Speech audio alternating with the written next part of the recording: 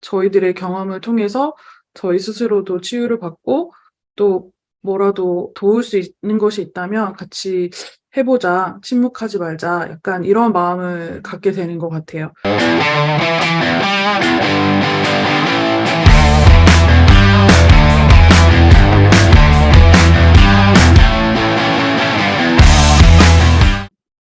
안녕하세요. 제 소개를 먼저 한번 해볼게요.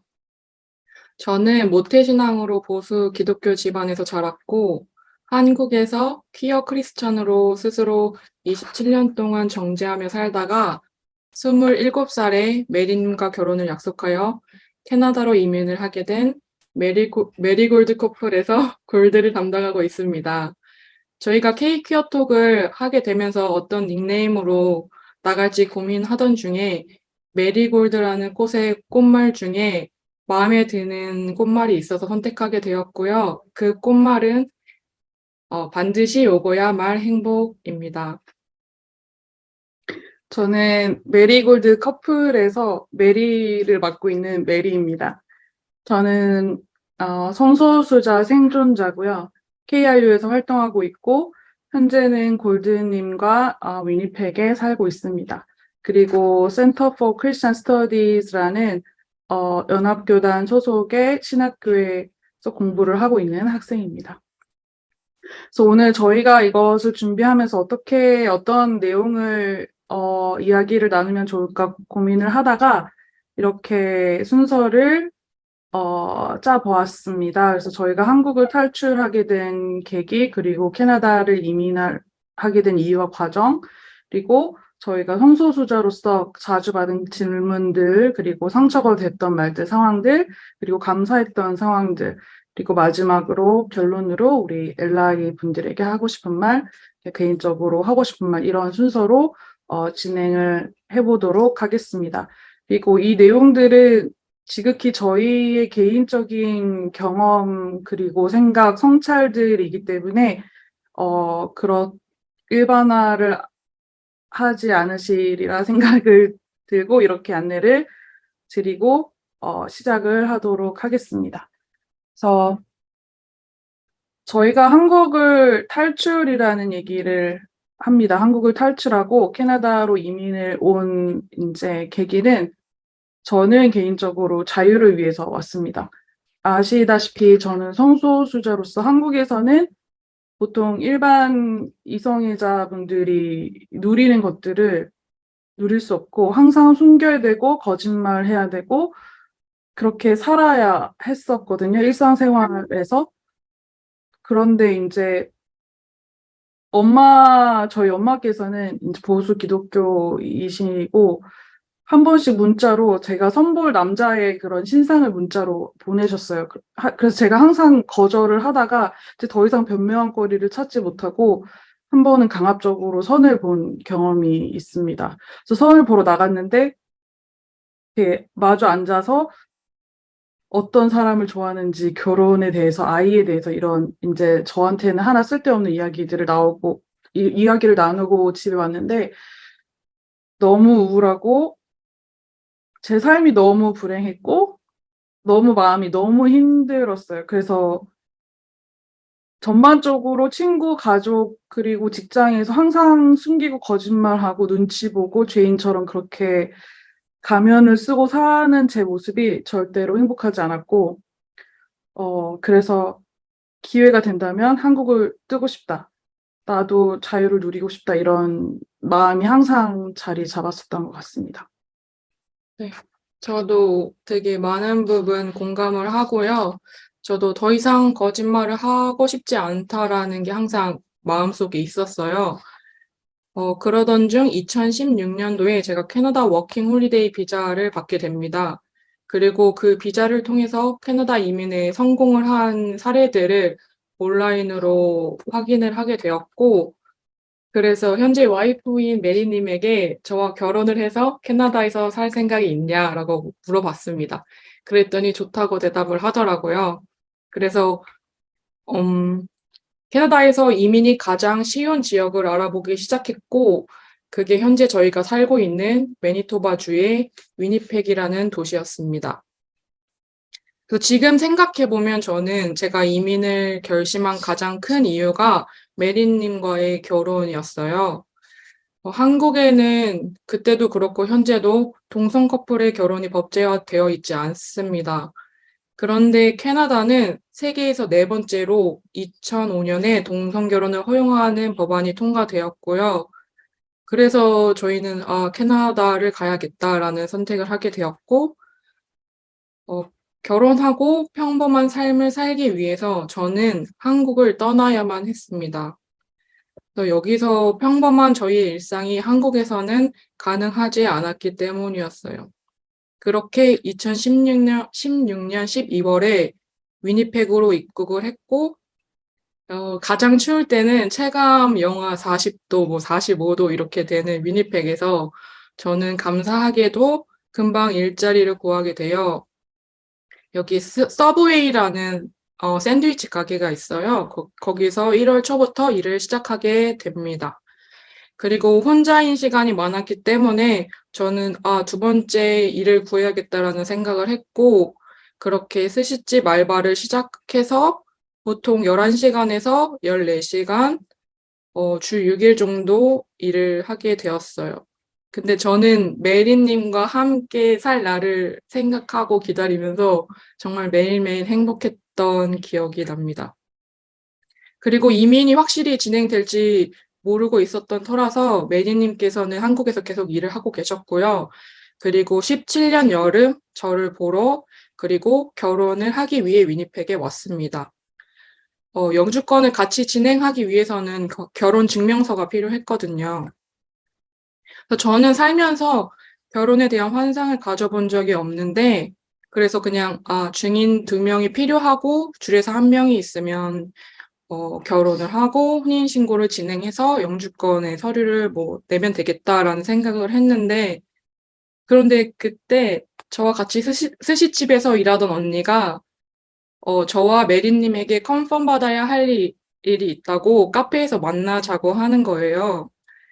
그때 당시에 제가 결혼을 한다고 하니까 주변에서 언제 결혼하니? 왜 초대를 안 하니? 뭐 다양한 질문을 많이 주셨었어요. 그래서 그때마다 저희는 결혼식은 안 할 거예요. 그냥 증인이랑 주례사만 있고 혼인 신고를 위해서 하는 거기 때문에 초대 없이 그냥 간단하게 할 거예요라는 대답을 했어요, 늘.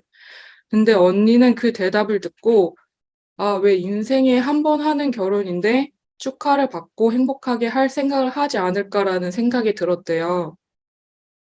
그래서 언니가 저희 결혼식 플랜을 만들었으니 너희가 컨펌을 해주면 그대로 진행을 하겠다라고 했고, 그렇게 언니와 대화를 하면서, 성소수자인 저는 무의식적으로 제 인생에 결혼식 아니면 결혼을 하게 되면 축하를 받아야 되는 일이라는 생각을 하지 못했던 것 같아요. 그래서 그렇게 그런 걸 깨닫고 서로 이야기를 하면서 저희 셋은 다 울었답니다. 네, 그렇게 저희는 2, 30명 정도 모인 지인들의 축복 속에서 행복한 결혼식을 올렸습니다. 그리고 복잡하고도 어려웠던 영주권 진행은 2019년 5월 영주권 카드를 받으면서 끝이 났습니다. 그리고 영주권을 따면 끝나는 줄 알았던 이민은 영주권을 받으면 시작이더라고요. 그래서 저희는 현재 다시 학교를 가서 공부를 하고 있고요. 이제는 이민자로서 여기서 생존하기 위해 열심히 서로 서포트하며 행복하게 하루하루 살아가고 있습니다. 네, 저희가 성소수자로 살면서 자주 받는 질문들이 꽤 많이 있는데요. 그중에서 세 개를 저희가 나누고 싶은 세 가지를 골라보았습니다. 네, 첫 번째가 언제 너의 정체성을 알았어? 이 질문을 많이 받았는데요. 보통 성소수자들은 이게 바뀌는 게 아니라 발견한다고 얘기를 합니다. 저는 아주 늦은 20대 후반에 저의 정체성을 발견을 하게 됐는데요. 그러니까 무의식적으로 저는 기독교 그 종교 안에서 자랐기 때문에 내가 성소수자 뭐 그런 거에 대한 인식 자체가 아예 없었던 것 같아요. 내가 그럴 일도 없고 주변에 그런 사람도 없고 그런데 이제 우연한 계기로 소개팅을 하고 나서 제가 왜 남성에 대해서 설렘이 전혀 없지? 내가 왜 이러지? 그때 처음 질문을 하기 시작한 후에 집에 와서 온라인으로 레즈비언을 검색을 했는데 이렇게 썼다가 무서워서 썼다가 지웠다가 그 다음날 또 썼다가 지웠다가 이렇게 며칠을 고민을 하다가 이렇게 검색을 해서 마침내 이제 가입을 했는데 그 커뮤니티에는 너무 많은 분들이 계셨어요. 레즈비언, 뭐 바이, 뭐 트랜스젠더 분들 계셨고 그래서 내가 나 같은 사람이 나만 있는 게 아니구나. 아주 많은 사람들이 성소수자로 곳곳에서 살고 있구나. 그때 처음 느끼면서 안도감을 느꼈고 그제서야 제 인생에 그 퍼즐이 맞춰지는 그런 느낌이 그런 발견을 했습니다. 과거의 저를 떠올려 보면서 유치원 때부터 뭐 유치원 선생님을 좋아하고 뭐 장난감도 인형도 갖고 놀면서 뭐 기차나 뭐 총놀이 이런 것도 좋아하고 그러면서 뭐 중학교 때도 음악 선생님 좋아하고 뭐 이쁜 선배 언니들 따라다니면서 이렇게 좋아하고 이랬던 것들이 단순히 그냥 우정의 감정이 아니었다라는 거를 그제서야 인정하고 깨달았던 것 같아요. 그래서 아쉬웠던 거는 제가 20대 후반까지 제대로 된 연애를 못 해봤기 때문에 너무 억울하고 그리고 그 주변에 뭐 어떤 어른들이나 무슨 교육 시스템이나 그런 것들을 통해서 제가 세상에는 뭐 다양한 성이 있고 다양한 성별을 좋아할 수 있고 다양한 삶들이 있다, 다양한 색깔들이 있다 이런 것들을 안내해 주거나 제 고민을 들어주거나 질문에 대한 대답을 해주거나 그런 매개체가 전혀 없었다는 게 너무 아쉽고 안타까운 부분이기도 합니다. 네. 저도 좀 어느 부분은 비슷한데 저는 성인이 돼서 처음 여자친구를 사귀게 되었고 이제 오랜 만남을 끝냈을 때 그때 처음 진지하게 저의 정체성에 대해서 고민을 하기 시작했어요.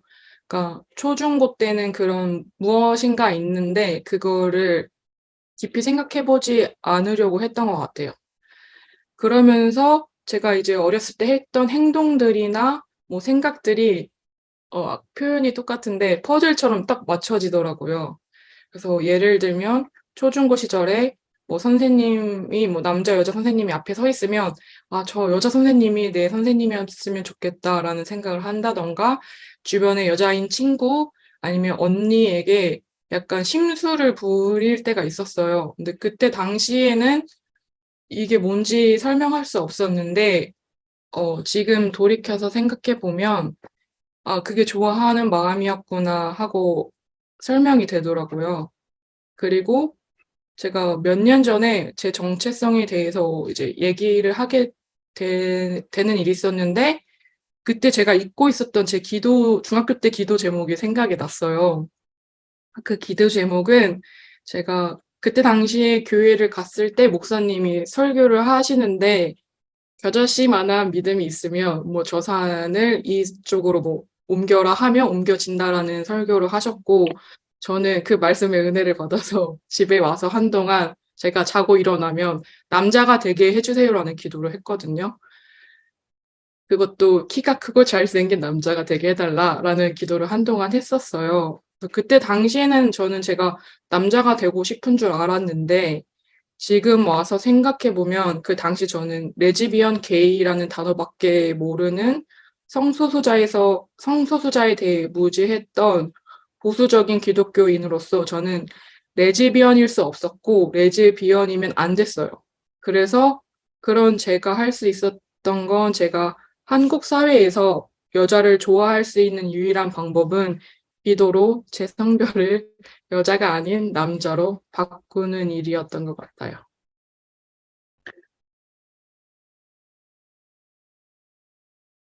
저희가 두 번째로 자주 받은 질문은 가족들에게 커밍아웃은 했니? 이런 질문을 굉장히 많이 받았는데 커밍아웃을 했습니다.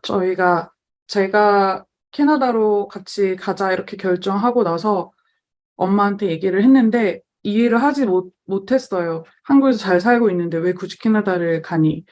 그래서 엄마의 생각은 가족은 가까이서 있어야 하고 서로 어려울 때 도와줘야 되고 의지해야 되고 이렇게 생각을 하셨던 거고 저희들에게 많이 의지를 하셨는데 이제 저는 한국을 무조건 떠나야 했죠.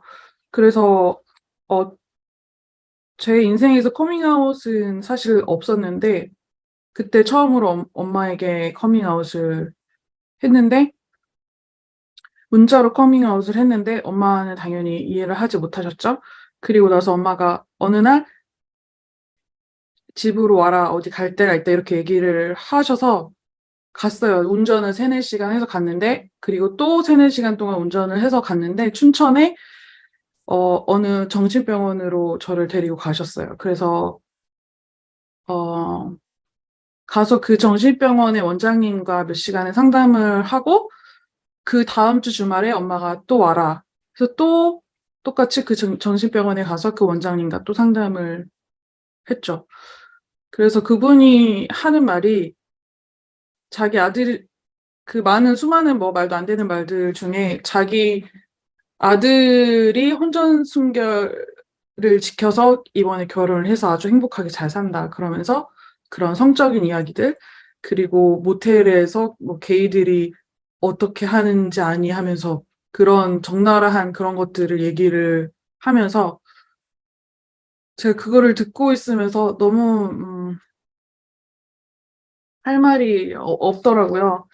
근데 뭐 그렇게 그런 경험을 했는데 그 당시에는 그러니까 엄마가 원하시니까 제가 너무 미안하니까 그래서 그냥 이 어딘가 이상한 데로 나를 끌고 가는구나 알면서도 그냥 순순히 따라갔었는데 사실 저와 엄마의 관계는 건강하지 못한 관계였고 여전히 갈등 속에서 저는 엄마와의 관계가 불편하고 그런 종교적인 문제와 저의 정체성의 문제와 뭐 이것저것 그런 가부장적인 사회에서 일어날 수 있는 그런 모녀 관계에서 일어날 수 있는 이런 것들 가지가지 문제들이 복합적으로 얽혀서 아직까지 지금 캐나다에 제가 살고 있는데 아직까지 너무 가장 저를 힘들게 하는 원인을 제공하고 계십니다. 엄마께서. 네, 저도, 끝이? 음. 네, 저도, 제 인생에 가족에게 커밍아웃을 할 거라는 생각을 하지 못했어요. 근데 어느 날 메리님께서 먼저 엄마에게 커밍아웃을 했고 힘든 시기를 보내고 계셨고, 아마 뭐 6개월 정도 후에, 저는 원래 이전부터 기독교인들이 성소수자를 혐오하는 것에 대해서 너무 지쳐 있었던 상태였고, 우리 가족들만이라도 기독교인이라는 이름으로 성소수자를 혐오하는 것을 멈춰줬으면 하는 마음이 정말 컸어요. 왜냐면 엄마가 가끔 저한테 이제 성소수자를 혐오하는 그런 설교 메시지를 가끔 카톡으로 보내주시고, 다른 가족도 제가 레즈비언이면 자살을 하겠다, 뭐 이런 발언을 한 적도 있었거든요. 그래서 기독교인으로서 얼마나 성소수자를 혐오하는 바를 너무 잘 알고 있었기 때문에 그렇게 가족들에게 커밍아웃을 결심하게 되었고 이제 캐나다에 있었던 터라 엄마에게 장문의 메시지를 보냈습니다. 그리고 동성애는 죄 그리고 지옥이라고 연결돼 있는 기독교 안에서 신앙생활을 해온 엄마에게는 정말 절망적인 소식이었을 거예요. 네, 그럼에도 불구하고 엄마가 저에게 나는 너의 손을 잡고 지옥이라도 함께 갈 것이다 라고 말씀을 해주셨고, 엄마는 엄마가 있는 그 자리에서 그냥 기독교인으로서 할 수 있는 방법을 찾아보셨던 것 같아요.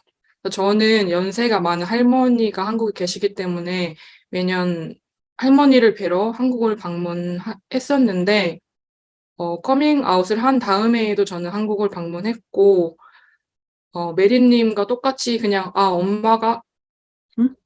어, 엄마가 하고 싶은 건 뭐든 내가 해줄 수 있는 게 내가 할 수 있는 최선이다라는 생각을 했기 때문에 저는 두 군데를 엄마와 함께 방문을 했습니다. 그래서 첫 번째에는 탈동성애 운동을 하는 목사라는 사람을 만나러 서울에 갔습니다. 그분은 뭐 스킨십을 뭐 어느 정도 뭐 하면 동성애, 그렇지 않으면 동성애가 아니다. 뭐 이런 이상한 정의랑 정말 말도 안 되는 소리를 많이 하셨고요. 그리고 저에게 이 모든 것은 제가 성소수자인 게 하나님의 계획이다. 제가 이제 돌이켜 회개를 하고 돌아오면 하나님이 저를 크게 쓰실 거다라는 말을 했습니다. 그리고 그 다음으로는 대학병원에 있는 정신과를 방문하게 되었습니다. 그래서 이미 한 번 그런 얘기를 듣고 다음 방문할 곳을 간 터라 저는 속으로 아, 이번에 가면 또 무슨 소리를 들을까라는 마음으로 갔어요. 갔는데 다행히도 그 정신과 의사 선생님께서 지금 의학계에서는 성소수자를 선천적으로 보고 있는 추세이니 따님이 하는 말들을 들어주고 지지해주고 믿어줘라라고 말씀을 해주셨어요. 어, 그리고 그 후에 엄마는 저희가 살고 있는 위니펙에 방문을 하셔서 두 달 동안 함께 하셨는데 처음에는 메리님을 정말 싫어하시고 어떻게든 갈라놓으려고 하셨던 것 같은데 이제 저희가 어떻게 지냈는지 보고 주변 지인들도 같이 만나고 교회도 가서 그런 얘기, 뭐 성경에 대한 구절에 대한 얘기 같은 것도 함께 나누고 하면서 조금씩 변하셨고요. 지금은 메리님을 며느리라고 부르면서 좋아해주고 계십니다.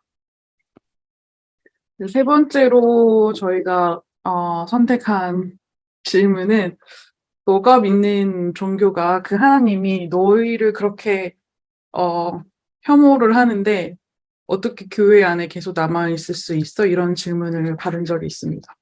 그래서 뭐 사실 현재는 교회 안에 남아 있는데 아직까지는 그 이유가 여러 가지 있지만 그 중에 하나는 일단 정체성을 깨닫고 나서 교회를 떠나기도 했고 그리고 그래도 틈틈이 그래도 희망을 갖고 정말 안전한 교회가 있을까? 그래서 진짜 교회를 쇼핑하는 것처럼 일요일마다 이렇게 교회를 옮겨 다니면서 이렇게 분위기도 보고 했는데 찾을 수가 없었어요. 한국에서는 내가 안전하게 느끼고 그럴 만한 교회를 찾을 수가 없었고 그래서 교회를 갈 수가 없었고 그럼에도 불구하고 그러니까 어렸을 때부터 막연하게 그런 막연한 믿음이 있어서 그래도 하나님은 나와 함께 하실 거야. 약간 그런 믿음이 있었는데 지금 생각해 보면 어쩌면 그런 것들이 저 스스로를 보호하기 위한 그런 주문 같은 게 아니었을까? 약간 내 자존감을 지키기 위한 그런 막연한 믿음이 아니었을까라는 생각이 사실 듭니다. 그리고 하나님의 존재를 거부하기에는 너무 깊숙이 저의 삶에 일단 들어와 있었고, 그렇지만 현재까지 아직도 개인적으로 그 신에 대한 고민, 그리고 교회의 역할이나 그런 종교에 대한 고민은 공부를 하고 있지만, 계속 하고 있는 것 같아요. 그런데 이제 캐나다 와서 이제 연합교회라는 교회를 알게 됐는데, 이 교회는 성소수자도 목사가 될 수 있다라는 말을 들었어요. 그때는 굉장히 충격적이었는데, 그러면서 세상에 있는 모든 교회가 성소수자를 혐오하고 차별하고 낙인하는 게 아니구나. 이런 교회도 있구나 하면서 되게 호기심을 갖고 교회를 다녔는데, 지금 캐나다에서 그리고 연합교회, 모든 교회는 아니지만, 에서 상대적으로 안전하게 내가 신앙생활을 할 수 있고, 그리고 교회 밖에서도 그냥 이성애자처럼 가정을 이루고 결혼을 하고 아이도 가질 수 있구나. 그냥 다른 사람이 사는 것처럼 나도 다르지 않게, 별반 다르지 않게 나도 내 자유를 누리면서 여기서 행복하게 살 수 있구나, 당당하게 살 수 있구나. 이런 것들을, 경험을 해 가면서 그냥, 희망을 쫓기로 선택한 것 같아요. 여기서는. 여전히 제 안에는 교회나 목사님들에 대한 분노가 남아있고, 아직도 갈 길이 많이 남아 있다고 느끼지만 그럼에도 불구하고 희망을 찾기로 선택했기 때문에 내가 교회 안에 아직까지는 남아 있을 수 있지 않았을까라는 생각을 합니다. 네. 저는 처음 정체성을 고민했을 때 그때 제가 종교인으로 존경하는 두 분이 계셨어요. 그래서 교회 선생님 그리고 강도사님에게 여쭤봤어요. 동성애가 죄입니까? 그랬더니 두 분이 똑같이 성경책을 펼쳐서 어떤 구절을 가리키면서 동성애는 죄다라고 답을 하시더라고요. 그래서 그 뒤로는 교회 안에서 어떠한 질문도 하지 않았던 것 같아요.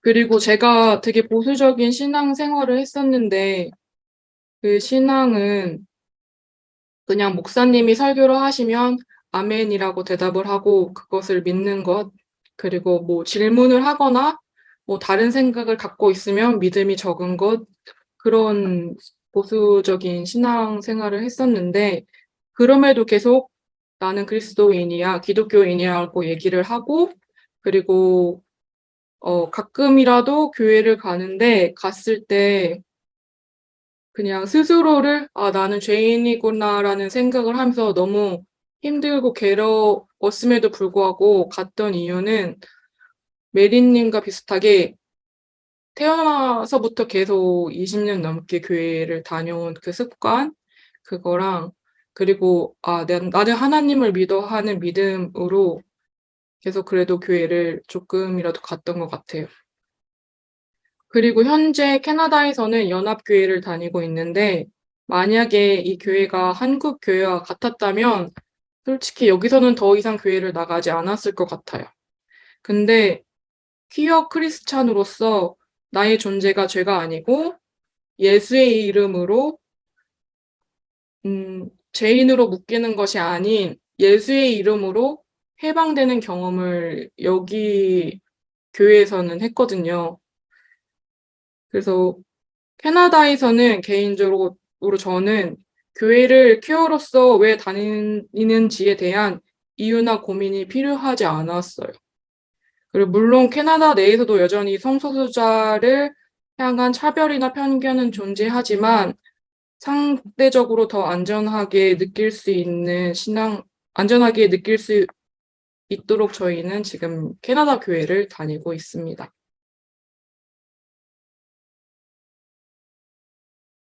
이번에는 저희가 살면서 들었던 여러 가지 말 중에 상처가 되는 말 또는 상황을 세 가지로 어, 추려봤어요. 그래서 첫 번째는 결혼하지 말고 혼자 살아라. 이 말은 제가 가족에게 커밍아웃을 하면서 두 번이나 가족으로부터 들은 말입니다. 그래서 너가 레즈비언인 건 알겠다. 근데 결혼을 하지 말고 혼자 살아라. 그래서 평생 혼자 살아라는 말을 본인은 결혼을 해서 행복하게 살고 있는데 저에게 그런 요구를 한다는 것이 정말 차갑게 느껴졌습니다. 그리고 또 한편으로 다른 나라의 성소수자들도 이런 경험을 하는지 모르겠는데 신기하게도 그 탈동성애를 운동을 한다는 그 목사라는 분도 스킨십의 정도로 동성애를 정의했고 그리고 제가 만난 한국 사람들에게 많이 받았던 질문들이 성관계에 대한 질문이 많이 있었고 그래서 이런 것들을 두고 볼 때 한국 사람들은 보통 성소수자 하면 그냥 보통의 사람으로 생각하는 게 아닌 성적으로 뭔가 성적으로 관련된 성적으로 뭔가 문제가 있는 사람으로 본다라고 느끼게 됐던 것 같아요.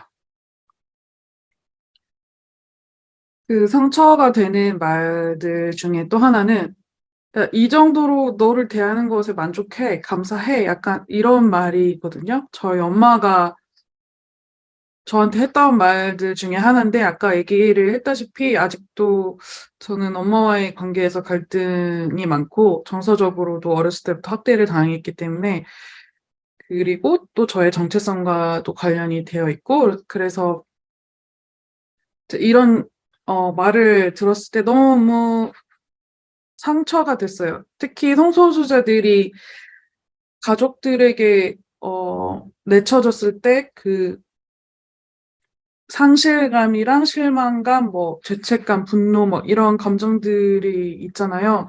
그런 것들이 그 전체 그 멘탈을, 흔드는데, 그럴 때에 한 번씩 그분들이 너무 힘든 선택을 하려고 하는 그런 마음, 심정이 너무 이해가 다 되는 이제 상황들이죠. 그나마 저는 그래, 그나마 이 정도도 양호하지라고 저 스스로 이제 위로를 하긴 하는데, 그럼에도 불구하고 저런 말을 들었을 때는 그 정신적인 고통이 상당히 일단 크고, 이렇게 거리가 멀음에도 불구하고, 마음이 굉장히 힘들었던 기억이 있습니다. 그리고 엄마가 얘기하면서, 그러니까 뭐, 네가 창피하다라는 말씀도 하시고, 네가 성소수자라서 창피해 이런 말씀하시고, 어디 가서 너 성소수자인 거 말하고 다니지 마. 소문나면 안 되니까. 그래서 뭐, 너가 알려지면 안 된다고 자기 친구들이나 교회 사람들이 알면 안 된다고 그런 식으로 말씀을 하셨는데, 이런 것들은 평생 잊혀지지 않을 것 같아요.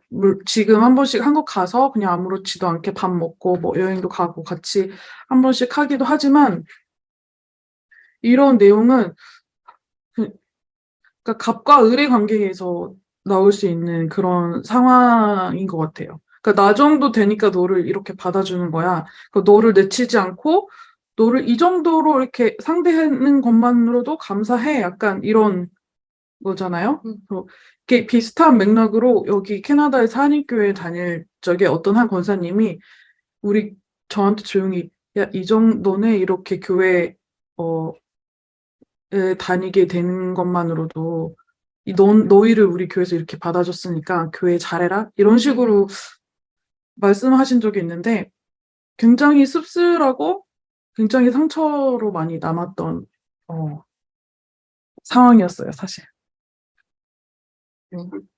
세 번째는 하나님의 은혜를 받은 사람으로서 우리가 성소수자를 포용해야 한다라는 말인데요. 그래서 이게 보통 본인을 엘라이 기독교인이다라고 이제 말씀을 시작하시면서 성소수자를 향해서 우리가 사랑으로 품어야 한다. 은혜 받은 사람으로 그들을 포용해야 한다라는 말씀을 종종 듣게 되는데요. 그래서 이런 말씀을 듣게 되면 어떤 마음으로 하시는지는 알겠어요. 근데 이 말을 들으면 성소수자는 하나님으로부터 사랑을 받지 못하는 존재, 뭐 은혜를 받지 못하는 존재, 뭐 하나님과의 관계가 끊어진 존재인가? 라는 이런 질문을 하게 되더라고요. 그래서 솔직히 저는 한국 기독교인들에게 뭐 그런 사랑과 관심을 바라지 않아요. 그냥 차별하지 않고 혐오하지 않았으면 그냥 그것만으로도 너무 감사할 것 같아요.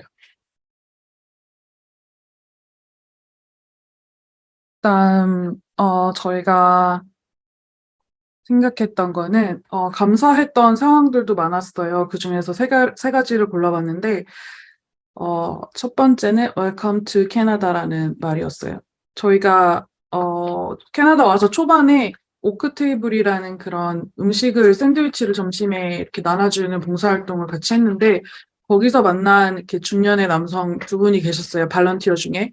근데 이제 초반에 얘기를 조금 하다가 너네는 어떻게 캐나다에 오게 됐니? 뭐 그러면서 이제 저희의 상황을 짧게 얘기를 했는데 갑자기 이제 그분들이 우시면서 웰컴 투 캐나다 하시는 거예요. 너희들은 여기서 행복하게 잘 살 수 있어. 여기서 살 거야. 여기 잘 왔어. 이렇게 음, 해주셨는데 되게 짧게 얘기를 했는데 이제 그분들의 진심이 느껴졌어요. 그래서 여기서 나를 잘 모름에도 불구하고 그냥 그렇게 따뜻하게 나를 반겨주시는 분이 있구나. 그래서 그때 정말 감사했었던 경험을 가졌어요, 그때. 되게 경험할 수 없는 거잖아요. 웰컴 하는. 저는 두 번째는 임보라 목사님과의 상담, 그리고 해주셨던 진정한 공감인데요. 저는 개인적으로 퀴어로서 한국 기독교에 대해서 좋지 않은 감정을 가지고 있어요. 좋은 감정을 가지고 있지 않아요. 그래서 제가 이제 처음으로 코로나 기간 동안 한국에서 온라인으로 진행하는 성소수자 축복 기도회를 신청하게 되었는데요. 그것을 신청한 건 메리님께서 먼저 참여를 해보시고, 마음의 위로가 너무 됐다라고 해서 추천을 해주셔서 신청을 하게 되었고, 그리고 감사하게도 저를 위해 기도해 주시는 분으로 임보라 목사님을 만나게 됐어요. 그래서 태어나서 처음으로 나의 퀴어 이야기를 한국인 목사님께 하게 되었고, 그때 1대1로 만난 건 그날이 처음이었는데, 임보라 목사님께서는 제 이야기 하나하나에 귀를 기울여 주셨고, 같이 눈물을 흘려 주셨어요. 그래서 그때 진짜 얼마나 울었는지 모르겠어요. 그래서 그렇게 저를 있는 그대로 받아주시고, 진심으로 축복해 주시고, 공감해 주시는 임보라 목사님 덕분에, 그때 진짜 많이 받았던 상처가 치유됐던 것 같아요. 정말 마음이 그때 뜨거웠고, 지금까지도 여전히 따뜻하게 기억하고 있습니다. 그리고 마지막으로 저희가 그냥 감사했던 말이나 상황은 저희 KRU 멤버들과의 이제 프로젝트인데, 네. 저는 LI를 보면 참 신기하고 궁금한 생각이 들어요. 그래서 왜 그들은 이렇게까지 할까? 본인의 일이 아닌데, 본인의 삶이 있는데, 그리고 어쩔 때는 퀴어처럼 엘라이도 자신을 숨겨야 하고, 그리고 때로는 커밍아웃을 해야 하고, 또 커밍아웃으로 인해서 상처를 받기도 하는데, 왜 그 자리에 있을까라는 생각을 하게 돼요. 그래서 엘라이 분들도 너무 지치지 않게 그 자리에 있어 주셨으면 좋겠다라는 생각을 많이 합니다. 네, 그래서 이제 KRU 멤버들이 몇 분 안 계시는데 저희가 이렇게 아름아름 알게 되신 분들과 퀴어 당사자 그리고 LI 분들과 아무것도 모른 채 그냥 해보자, 뭐라도 해보자 이렇게 해서 시작을 했는데 이렇게 풀타임으로 일을 이제 대부분 하시는데 아기도 키우고 자녀분들도 키우시고 하는 일이 되게 많음에도 불구하고 이렇게 뭐라도 이제 같이 해보려고 그렇게 마음을 모아주시고 또 일도 정말 많이 하셨고 그래서 그런 부분에 대해서 너무 감사하게 생각하고 그러니까 그분들이 없었더라면 뭐를 해볼까라는 그런 생각조차도 못했을 것 같아요. 그래서 아무튼 이 자리를 빌어서 너무 감사드린다는 네, 말씀을 감사합니다. 전해드립니다. 네. 저는 우스갯소리로 한국에서 성소수자로서 차별받는 것보다 캐나다에서 인종차별 받으며 사는 게 나은 것 같다라고 말하곤 하거든요. 그래서 아무도 아프지 않아도 되는 세상, 아무도 죽지 않아도 되는 세상이 올지 모르겠지만, 최대한 그럴 수 있기를, 그런 날이 오기를 간절히 바라봅니다. 그래서 그때까지 제가 할 수 있는 것들을 하면서 오늘 하루도, 내일 하루도 감사하게, 행복하게 메리님과 살아갈 것 같습니다.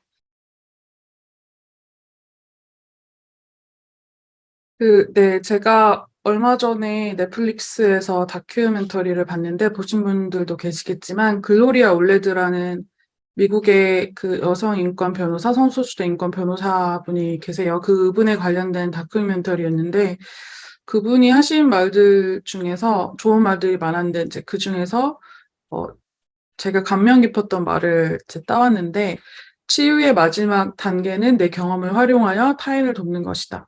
또 두 번째는 정의 없이는 평화도 없다. 이런 말이 되게 굉장히 인상이 깊었어요. 그러니까 저희는 너무 많은 상처를 받았고 여전히 그런 상처 받을 환경에 노출이 되어 있고 뭐 다른 종류의 것일지라도 억압도 받고 차별도 받고 뭐 여러 가지 힘든 상황들이 많이 있었는데 감사하게도 또 교육을 또 받을 수 있고 또 좋은 사람들도 만난 부분들도 있었는데 지금 저희가 생존자로서 이런 뭐라도 하려는 그런 과정을 통해서 이제 치유가 되는 것 같아요. 그래서 저희들의 경험을 통해서 저희 스스로도 치유를 받고 또 뭐라도 도울 수 있는 것이 있다면 같이 해보자, 침묵하지 말자, 약간 이런 마음을 갖게 되는 것 같아요. 그래서 사실 생각만 하고 아무 일도 하지 않으면 아무 일도 일어나지 않잖아요. 그래서 어, 살릴 수 있는 그런 뭐 작은 일이라도 있으면 같이 싸우고, 어, 같이 뭉쳐서 이겨내고 그런 일들을 하면 어떨까 하는 이제 그런 생각을 가지고 있어요. 현실적으로 많이는 못하겠지만 마음은 그런 마음을 갖고 있습니다. 그래서 나중에 다들 기회 되시면 이 다큐멘터리 보시면 그 글로리아 올레드 그 친구 중에 성소수자 친구분이 있거든요. 그분들과 같이 운동하고 그리고 보수 기독교에서 나온 그런 혐오자들이 하는 그런 그런 이제 상황들도 다큐멘터리에 나와 있어서 그래도 어, 네, 관심 있게 보시면 좀 예, 도움되고 뭐 그런 유익한 내용들을 찾을 수 있을 거라고 생각이 듭니다. 일단 저희가 준비한 것은 여기까지고요. 어, 시간 내주시고 응원해주시고 이렇게 들어주셔서 감사합니다. 감사합니다.